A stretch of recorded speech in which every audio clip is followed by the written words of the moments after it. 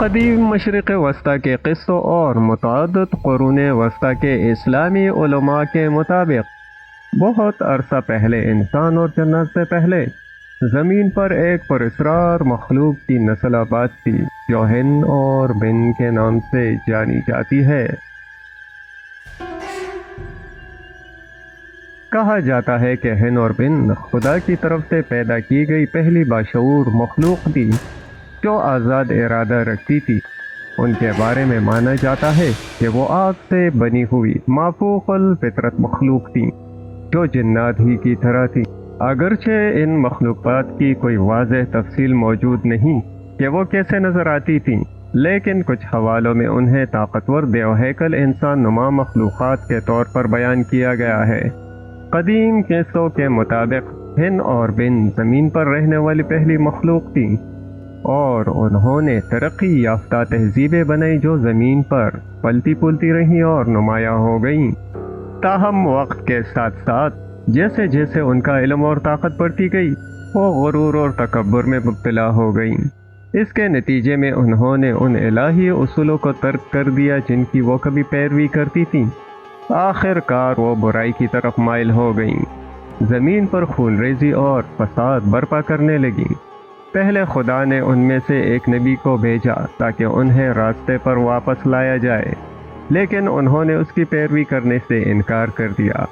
پھر فرشتے آسمان سے اترے تاکہ ان سے لڑیں اور ان کے گناہوں اور جرائم کی سزا دیں۔ بالآخر اس کے باوجود کہ وہ کتنے ہی طاقتور تھے، وہ فرشتوں کی فوج کے سامنے کوئی موقع نہ پا سکے۔ انہیں سزا کے طور پر دور دراز جزیروں میں جلا وطن کر دیا گیا۔ اس واقعے کے بعد ہن اور بن زمین پر 1000 سال تک رہے، حتیٰ کہ جو کچھ بھی ہوا اس کے بعد بھی انہوں نے دوبارہ اٹھنے کی کوشش کی، تاہم اس بار ان کی حکمرانی مکمل طور پر ختم ہو گئی جب وہ جنات کے خلاف ایک عظیم جنگ ہار گئے۔ اس جنگ کے نتیجے میں ہن اور بن کا مکمل خاتمہ ہو گیا اور ان کی کبھی پلتی پولتی تہذیبیں کنڈرات میں تبدیل ہو گئیں۔ آج تک ہن اور بن کی حقیقی شناخت مبہم رہی ہے۔ کچھ جدید نظریات تجویز کرتے ہیں کہ ہن اور بن دراصل ایک ترقی یافتہ تہذیب تھے جو قدیم کھوئی ہوئی ٹیکنالوجی کے حامل تھے، کچھ حد تک اجنبیوں کی طرح، لیکن یہ سب کچھ ان کے ساتھ بہت عرصہ پہلے ختم ہو گیا۔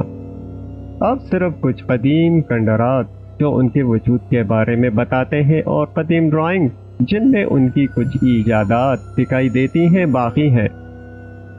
ایک اور نظریہ زیادہ سائنسی نقطہ نظر اختیار کرتا ہے اور ہن اور بن کو قدیم انسانی نسلیں قرار دیتا ہے جو جدید انسانوں سے پہلے رہتی تھی، جو ابراہیمی عقیدے کے مطابق آدم اور حوا سے شروع ہوئی تھی۔ اس نظریے کے مطابق دریافت ہونے والے تمام قدیمی انسانی فاسل جیسے کہ ہومو ایریکٹس صرف ہن اور بن کے فاسلز ہیں۔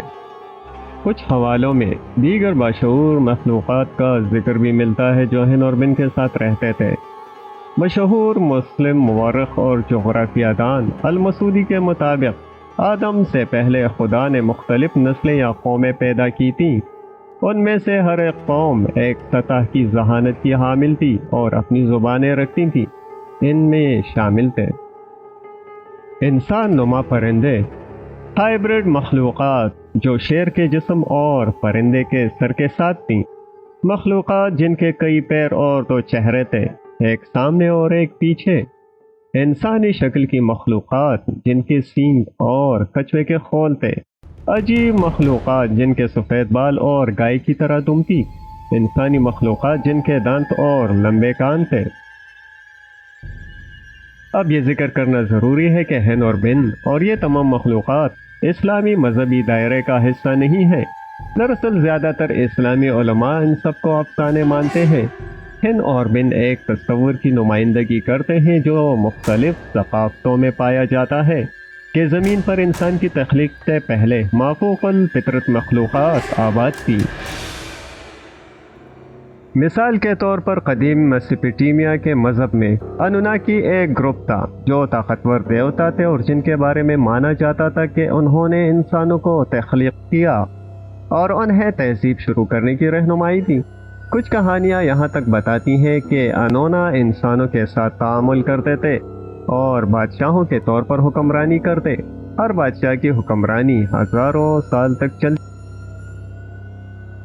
اگر ہم مغربی افریقہ جائیں تو یہاں ایمفیسیس مخلوقات کے بارے میں افسانے ہیں جو نومو کہلاتے ہیں، جن کے بارے میں کہا جاتا ہے کہ وہ انسانوں سے پہلے موجود تھے اور ابتدائی انسانوں کو زراعت، زبان اور سماجی اصول سکھاتے تھے۔ مقامی امریکی افسانوں میں ہمیں جانوروں کی روحیں یا دیگر روحانی مخلوقات ملتی ہیں جو پہلے انسانوں میں تبدیل ہو جاتی ہیں۔ پوپول وہ یا مایائی تخلیقی افسانہ، یہ بھی جدید انسانوں کی تخلیق سے پہلے کی نسلوں کا ذکر کرتا ہے۔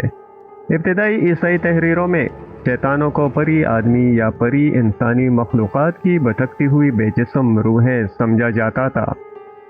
ہن اور من کے حوالے سے یہ افسانہ اپنی نوعیت میں منفرد نہیں، لیکن یہ دوسری داستانوں کے بہت سے دلچسپ عناصر کو یکجا کرتا ہے تاکہ ایک شاندار کہانی بن سکے جو انسانوں کی تخلیق سے پہلے کے دور میں کیا کیا ہو سکتا تھا یہ ظاہر کر سکے۔ تو آج کے لیے بس اتنا ہی۔ ہمیشہ کی طرح سبسکرائب کرنا نہ بھولیں اور نوٹیفیکیشن آن کریں۔ اس کے علاوہ لائک پر بھی غور کریں کیونکہ اس سے بہت مدد ملتی ہے۔ دیکھنے کا شکریہ اور اگلی بار تک کے لیے خدا حافظ۔